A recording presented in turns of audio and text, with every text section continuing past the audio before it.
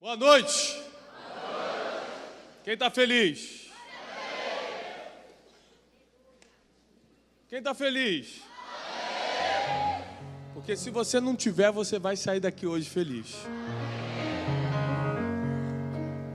Dias de transformação não se trata de um culto a mais. Se trata de muita coisa que tem que ser arrancada lá de dentro de você sair. Se trata de muita coisa que nem deveria ter entrado no teu coração, sair. Se trata do teu passado ficar no passado de uma vez por todas. Eu vim aqui para te dar uma notícia, você não precisa mais sofrer. Tem gente que não sabe disso. Tem gente que está sofrendo porque nunca ninguém informou que não é necessário mais sofrer. Pastor, mas a dor é grande, você não precisa mais sofrer. Porque transformação começa quando algo é arrancado de dentro de nós, inclusive as dores, inclusive as decepções, inclusive a vergonha de ter quebrado, inclusive aquele desprazer de perder algo que você lutou tanto para ter. Transformação é muito mais do que um arrepio ou ter uma experiência num lugar, numa igreja. Transformação é começar a mudar os resultados a partir de hoje. Eu lhe garanto, a partir de hoje, nunca mais os seus resultados serão os mesmos. E se você ainda não percebeu, eu quero te dar essa notícia. As pessoas reconhecem, medem você pelos resultados que você tem. Mas é que eu sou um homem de Deus, mas é que eu oro muito. As pessoas não sabem disso. Quem sabe disso é Deus. Parabéns, diante de Deus você está aprovadíssimo. As pessoas só conseguem ver o que está diante dos seus olhos. Qual o resultado que você tem? Transformação é muito mais profundo do que simplesmente mudar alguma coisa de lugar. Antes eu estava aqui, agora eu estou aqui. Mas se trata de mudar conceitos, forma de pensar. Você não precisa continuar pensando da mesma forma que pensou até hoje. Você pode evoluir. Você pode crescer a forma de pensar e isso mudar tudo. Muitos jovens que estão aqui, estou vendo muita gente adolescente, muitos adolescentes. Assim, quantos anos você tem? Vem cá. 12. 12. Ele precisa de transformação de quê? De que ele precisa de transformação? Ninguém quer participar? O que uma criança de 12 anos precisa transformar? No mínimo, o futuro dele. Porque a gente não sabe que se depois de uma reunião dessa ele vai ser um presidente de república. A gente não sabe se ele vai ser um empresário que vai sustentar a obra de Deus. A gente não sabe se ele vai ser um missionário que vai ganhar um continente inteiro para Jesus. No mínimo, um destino dele está sendo alterado hoje. No mínimo. A transformação começa quando o teu passado é enterrado e o teu futuro é desenhado.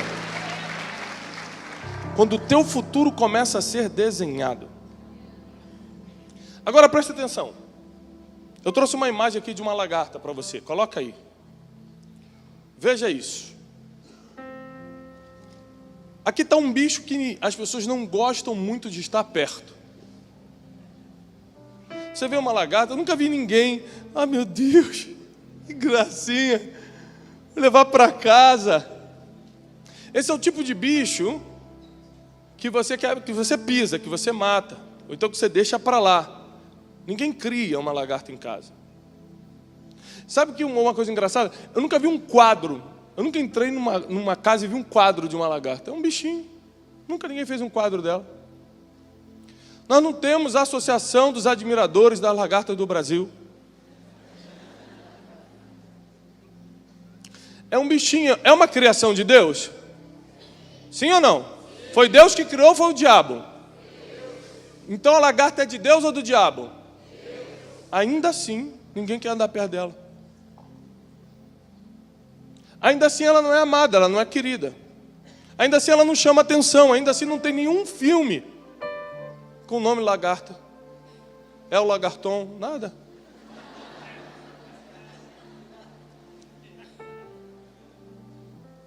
Apesar de ser uma criatura, de Deus. Apesar de ser uma ideia de Deus, Deus teve a ideia, né? Antes de criar, a pessoa tem que ter uma ideia. Deus idealizou a lagarta, colocou ela no mundo, e ninguém quer.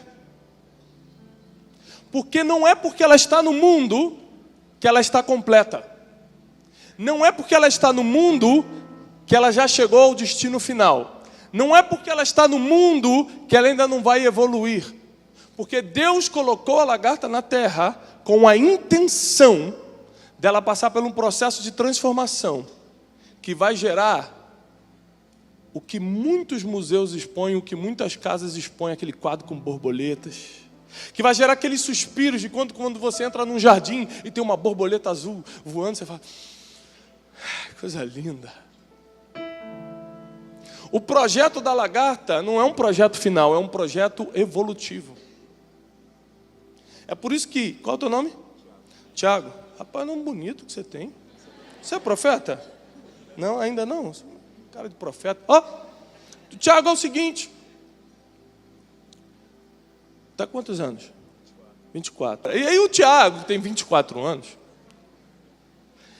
não tem nada a ver, essa lagartinha aqui, não tem nada a ver com o Tiago de 30 anos.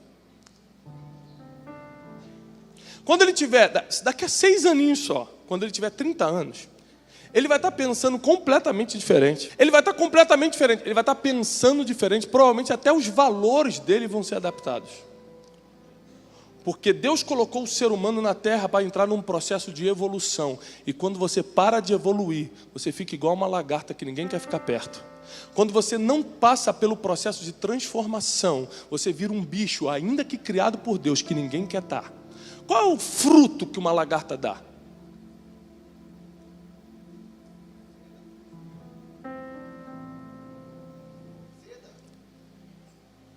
É?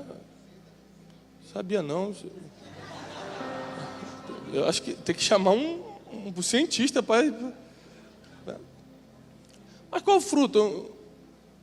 Ou seja, o que você pode falar? Eu gostaria de ter uma lagarta em casa, porque pelo menos eu teria ovos pela manhã, né? É isso? Tem algum fruto? Tem alguma vantagem você tê-la em casa? Mas ela é uma criatura de Deus, né? É. Você também é uma criatura de Deus.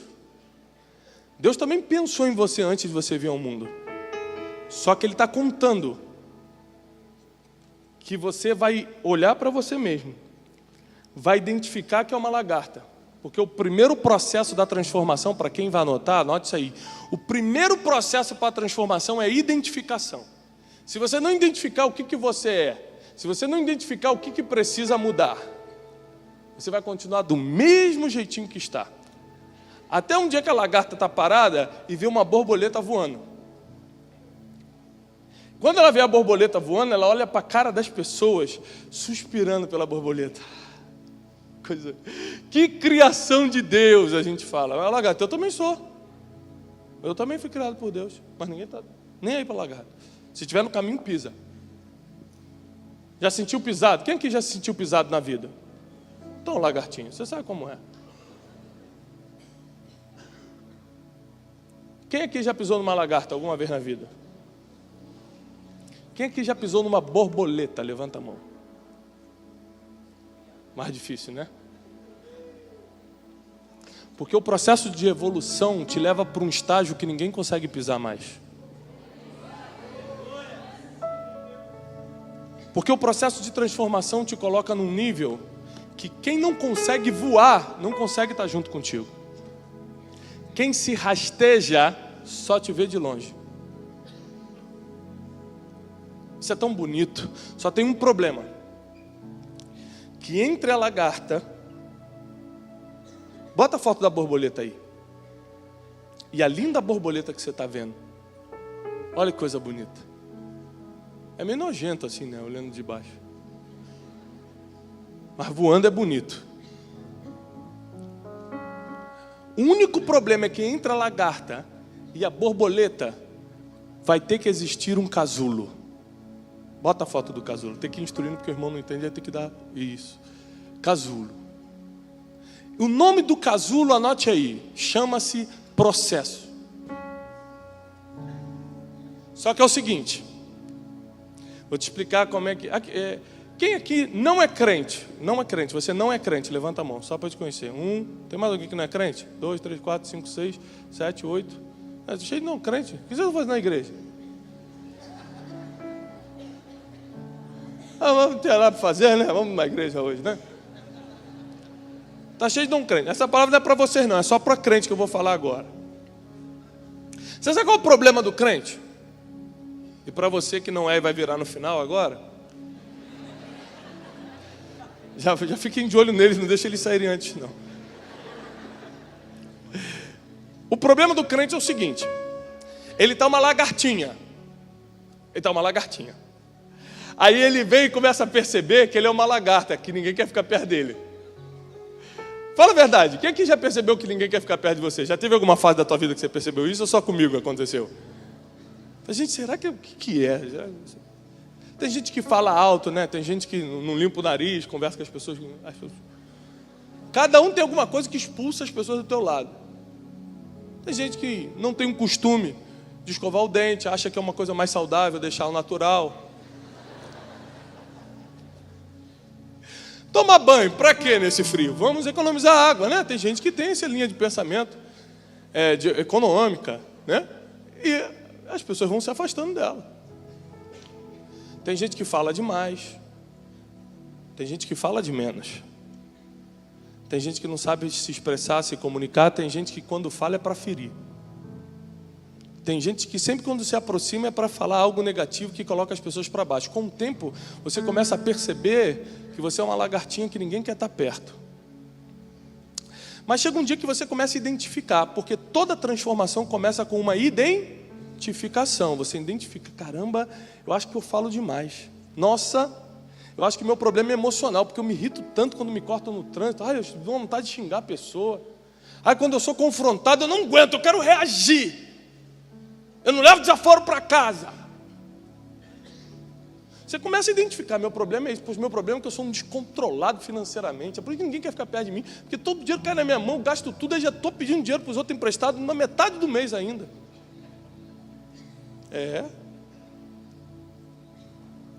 A gente tem um caso de um familiar nosso, que toda vez que ele chegava nas festas, todo mundo chegou, vamos embora. Porque já sabia que se fosse depois do dia 10, ele vinha pedir dinheiro emprestado. Até dia 10 durava o dinheiro dele, aí ele não pedia para ninguém. Meu Deus, dia 13, vamos embora, está chegando. Porque tem gente que é tão descontrolada, é tão fora da realidade, que não consegue ter domínio nem sequer da sua própria vida. E quer dominar a vida dos outros, quer casar, quer montar empresa, quer ser líder. Não consegue dominar nem suas próprias finanças, não governa nem suas próprias emoções, não controla nem os seus impulsos. Mas ele percebe que é uma lagarta e precisa entrar agora num processo. Ele olha para frente e entende que o processo é aquele casulo. Eu estou falando que essa palavra é só para crente agora, porque você vai entender. Quando ele entende, quando a lagartinha chega perto do casulo e entende que ela vai ter que ficar amarrada ali dentro, presa ali dentro, que ali é um processo difícil, escuro, solitário, o que ela faz? Vai na campanha da igreja para pedir para Deus livrar ela do processo. Você está rindo, mas tem muita gente que faz campanha na igreja para sair de problema que Deus colocou para ser o casulo da vida dela. Não, você não entendeu não. Tem gente que vem na igreja pedir livramento a Deus, faz campanha para sair de situações que seriam o casulo que geraria a transformação da vida dela. Sabe por quê? Porque Deus não está preparando uma bênção para você. Deus está preparando você para a bênção. E o problema é que entre essa linda ou feinha lagarta e a borboleta linda é o casulo, é o processo. Agora entra um segundo problema aqui que nós temos. Nós, como bons discípulos de Jesus, acreditamos em milagres. E aqui acontece um segundo erro, que além de não querer passar pelo processo, nós cremos. A gente pega uma fé, irmão, de que Deus vai fazer um milagre na nossa vida. E a gente fica por muito tempo esperando algo que não recebe. Vou lhe fazer uma pergunta sincera.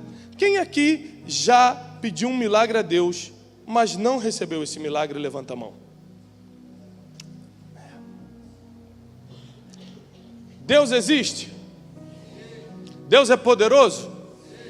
Então por que você não recebeu esse milagre? Abra a sua Bíblia, por favor, comigo em João, capítulo 2.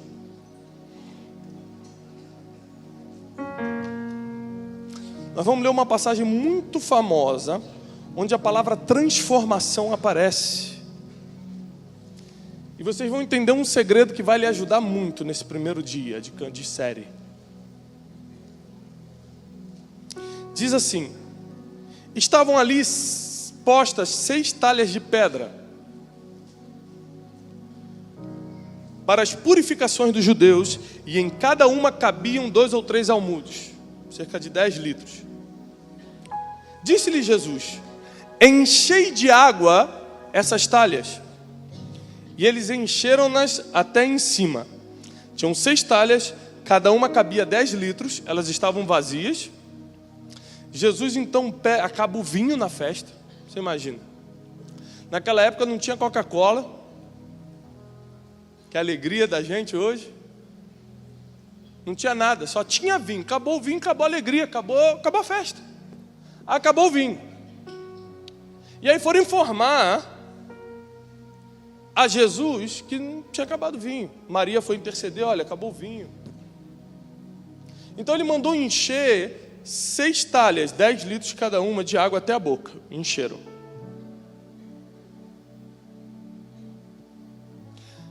E aquela água, versículo 7, disse-lhes Jesus: enchei de água até... Ok, versículo 8. E disse-lhes: tirai agora e levai ao mestre-sala. Ao maître, como é que se chama? É maître, né? Ao chefe de cozinha, ao maître, ao mestre-sala. E eles levaram.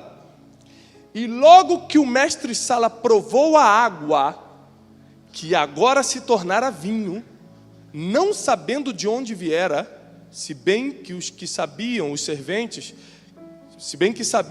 que tinham tirado essa água, chamou o mestre-sala ao esposo. Então ele falou: manda vir um esposo aqui para eu conversar com ele. E disse: todo homem põe primeiro o bom vinho. E quando todos já beberam muito, quando já tem muita bebida, todos já estão bêbados, ele serve um vinho inferior. Mas você guardou o melhor vinho até agora. Deixa eu te fazer uma pergunta. Qual é a matéria-prima, se assim a gente pode dizer, ou qual é a origem do vinho? O que se usa para fazer vinho? Gente, vocês estão inteligentes demais. Uva. Dá para fazer com água vinho? Se eu botar água para fermentar, deixar lá, vai virar vinho? Mas se eu botar uva para fermentar, vai virar vinho? Ótimo. Aqui tem um grande segredo. Você só será alvo de um milagre se você tem água na mão, mas precisa de vinho. Porque se você tiver a uva na mão, você não precisa de um milagre, você precisa de um processo.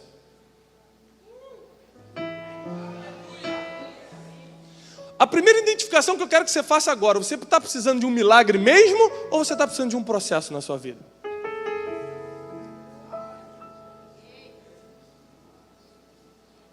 Porque pedir um milagre é a forma mais covarde de fugir de um processo.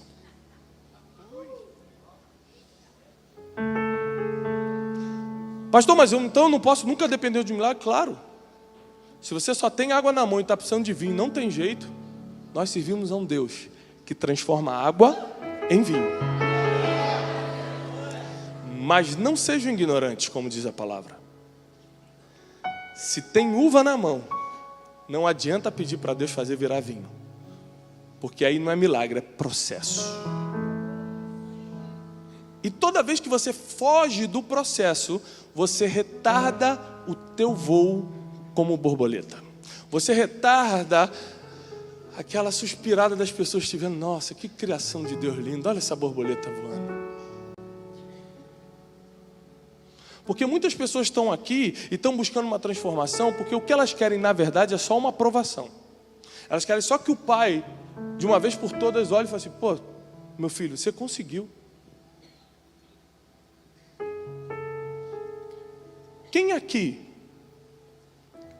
está tentando mudar alguma coisa, ou já tentou mudar alguma coisa na sua vida só para escutar um elogio do pai? Levanta a mão bem alto para eu ver. Olha quantas pessoas. Porque a aprovação, ser aprovado é muito importante. E às vezes você está buscando uma transformação, não porque você identificou que precisa, mas porque você quer ser aprovado por alguém. E é por isso que você fica muitos anos tentando uma transformação que nunca vem. Porque como você só quer agradar uma pessoa, o processo não vale a pena. Então você foge do casulo. Você só consegue entrar no casulo para entrar no processo de virar borboleta quando você entende o porquê você está entrando ali. Para que você está entrando ali. O que realmente vai mudar na sua vida quando você entrar ali. Processos são muito difíceis, mas são necessários. A boa notícia é que você tem mais tempo de vida como borboleta do que como casulo e lagarta juntos. Deixa eu fazer uma pergunta técnica bíblica. Quantos anos José passou pelo processo de vida? Vou te ajudar. Foi vendido aos 17 e começou a reinar aos 30. Quantos anos? Gente, vocês estão bons mesmo hoje, hein? 13. Quantos anos de processo? É muito tempo. 13 anos? Quem gostaria de ficar 13 anos num processo aqui? 13 aninhos. Não, mas é só uma cadeinha, um negócio, uma escravidãozinha, um negócio... 13 anos é muito ou é pouco? Muito ou pouco? Só que a Bíblia diz que ele viveu 110 anos. Começou a reinar com 30. Isso quer dizer que foram 80 anos por cima da carne seca. Fora os 17 que ele foi criado na casa do pai, comendo filé mignon e usando túnica colorida. A gente foca tanto no processo que esquece dos anos de governo que estão por vir. Não se esqueça que o casulo tem tempo para abrir, para acabar, mas o tempo de voo dura enquanto Deus quiser. Não se esqueça que processo tem dia e data, tem hora para acabar. O governo que Deus entrega na tua mão depois do processo não tem.